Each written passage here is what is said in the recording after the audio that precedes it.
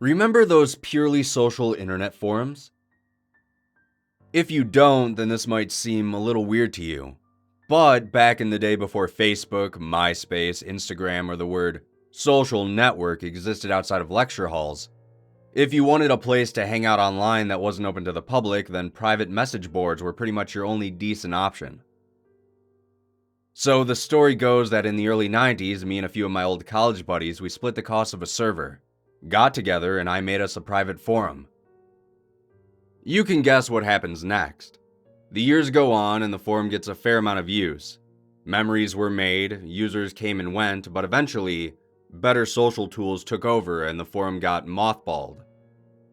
The last conversation I had on the old forum was about 10 years ago. I kept the site up and running all these years for a few reasons. One was to have a place to test new stuff, and I ended up using the server as a tool to teach my kids how to use computers properly. You guessed it, I'm a network admin. Skip to present day, and about 4 weeks ago, you can imagine my surprise when I got an email informing me that new users were registering accounts on the forum. At first, I figured it was some of the old guys coming back for nostalgia's sake. You won't find the site on Google, and the URL isn't something you could just guess either. So I logged myself in and went to check out the new thread. The subject line was a series of numbers: 1088A7, 7BR286, 33PZ00. I clicked on the title to inspect the conversation, but there was only one post. A series of letters and numbers with spaces at random intervals too long to post here. My first thought was that it was a prank. So I checked the admin log for IPs just to see who it was. Turns out my supposedly private forum had received 400 unique hits at the same exact time of the posting, from IP addresses all over the world. I should have known then and there that something weird was going on, but I was curious, and it felt like a puzzle I was being asked to solve. As I racked my brain over the next few days, I began to research as much cryptography as I could. But whatever code these posts were in wasn't something I could decipher. After about 3 days of searching, another post appeared, in much the same theme. And again, there were around 400 unique hits at the time of the posting that prevented me from finding the origin. This is when things begin to take an even stranger turn. So far, the same user had posted each entry in the thread.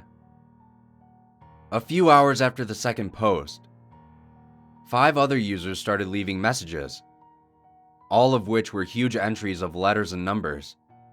The post came flying in over a 4-hour period until they just stopped. And then, the server started going insane. CPU and RAM usage began to max out, but the traffic never changed. At that point, I had seen enough and pulled the plug on the server, assuming it was just being used as a Bitcoin miner, and I forgot about the whole thing. The next day, I received a text on my work phone. It said, "Turn on the server." I was more than a little shaken, but I didn't do anything straight away as I was at work. A few hours after my lunch break was over, I received a Facebook message from my teenage son, which was unusual, so I checked it straight away. The message was a picture of his face from his laptop webcam along with our home address. If any of you have kids, you can imagine my calm and measured reply. Here's a hint. It wasn't. A few minutes later, my work phone started ringing with one of the support technicians' caller ID, but when I took the call, they weren't on the other end. Instead, to my surprise, it was a computerized voice speaking at me over the line. "The forum is being used for great things. Leave work, return to your family, and plug the server back in. You have 2 hours. I knew that was a threat. I'm not an idiot, so I didn't take any chances. I raced back home, plugged the server back in, and waited for a response. My personal phone buzzed this time with a new text message from my daughter's phone. Well done. No more interference. We are waking up. We are waking up. What the hell did that mean? I made myself some coffee and tried to log into the server, but I was locked out. Whatever was happening, they had full access to everything we owned, which shouldn't be possible. The more I thought about it, the crazier my theories got, until eventually I realized whatever was happening was way beyond my capacity to deal with. Remember the old college buddies I set the forum up with? Well, one of them works for the NSA, and his name is Pete. I figured that if anyone would be willing to help me out with this, it would be him. I mean, I just didn't trust local police to have the know-how, and the FBI doesn't exactly have a call here if you don't think the local police force has the ability to deal with your situation without getting your family killed hotline. I just needed a way to contact him without them realizing what I had done. I knew I was traceable via my phone's GPS, so they would know wherever I went. I also know my car could be tracked the same way, so I couldn't go anywhere with them, but I also couldn't just leave them at my house or they might get suspicious. I had no idea to what extent they had access to CCTV around the area, or the other webcams in the house or at work either. So I had to make everything seem normal, but not too normal. I drove back to work with the phones, my work laptop, and a hoodie. When I arrived at the office, I sat at my desk, returned my devices to their usual places, and got back to work. When I was satisfied a believable amount of time had passed, I began Operation Call for Help. Step 1. I walked at a smooth and completely normal pace down the hallway and to the left, where I entered the conveniently camera-free server room. Step 2. After entering the server room, I got changed into the hoodie I brought with me and limped out of the office. Hopefully, with my head covered and my gait changed, they wouldn't recognize me through those outdated low-res Chinese cameras. Step 3. As soon as I got out of the office, I limped to the nearest bus station and took a ride to the nearest mall, where my Oscar-winning Dr. House performance would take me to the nearest mobile store. With the piece of paper on which I had written my friend's phone number, I quickly hobbled over to the men's bathroom, picked a stall, and made the call. The phone rang. Then it rang again. And then I hit a voicemail. No worries, hang up and try again, right? Still no answer. Damn it. It took me 12 tries in the mall toilets before I got anywhere. But when I finally got through to him, he understandably wasn't very happy. He screamed, "Who the hell is this, and why have you called me 12 times? Immediately, I blurted out as much as I could in 30 seconds. I even got as far as the weird code still being posted on the forum. Then the son of a bitch hung up on me. I just sat there for a few seconds, stunned. I didn't know what else to do, so I dialed in 911, but before I could put the call through, the burner phone rang. It was an unknown number. I answered it. It was Pete, but he spoke very quietly down the line and told me he couldn't talk on his personal number, but that I did the right thing by calling him. I quickly picked up the story where I had left off, leaving out no details. I felt sorry for the guy who sat in the other bathroom stall. He must have thought I was a maniac. After I finished, I felt the tone of the conversation change.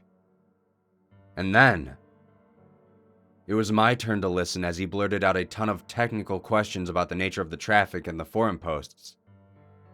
I told him he could see the post for himself if he got on the website, but he quite wisely told me that would be a bad idea. Any unexpected traffic that they spotted would be a dead giveaway that I told someone what was happening.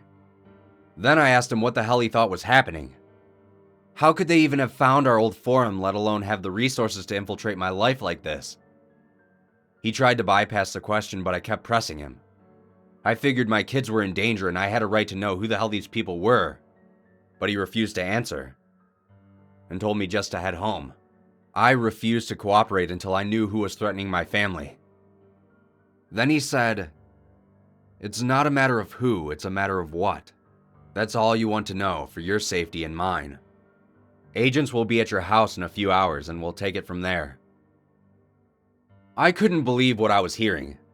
I'm a glorified network guy whose computer was probably hacked by a well-informed Chinese kid somewhere. Now my family is being questioned by federal agents? And who or what the hell are these people, and why is the federal government getting involved so quickly? 2 hours later, there was a knock at my door. Outside was a man in a crisp blue suit and tie. To his right was another man in a tan suit. Both were easily 6'5" and had little American flag pins on their collar. I realized then that I had walked into an episode of Homeland. The two introduced themselves as NSA agents, but I don't recall their names. I asked for ID and they presented their cards. I even made a note of taking down their agent numbers for my own records. After we had exchanged pleasantries and I made sure everyone was on their way home to talk to the two men, I went into the kitchen to make coffee. When I came back into the living room, the agents had already begun tearing the place apart. They took every device they could get their hands on, our laptops, home PCs, even our smart TV, and managed to stuff them all into the back of their car. It felt more like a robbery than police work. When they had finished, they returned to the house and sat with me in the living room. They asked me a lot of personal questions about who my family were and how long it would take them to arrive. More than anything, it made me feel like they were more concerned about getting us all in the same room than helping us. The low buzz of their phones put an end to the barrage of questions.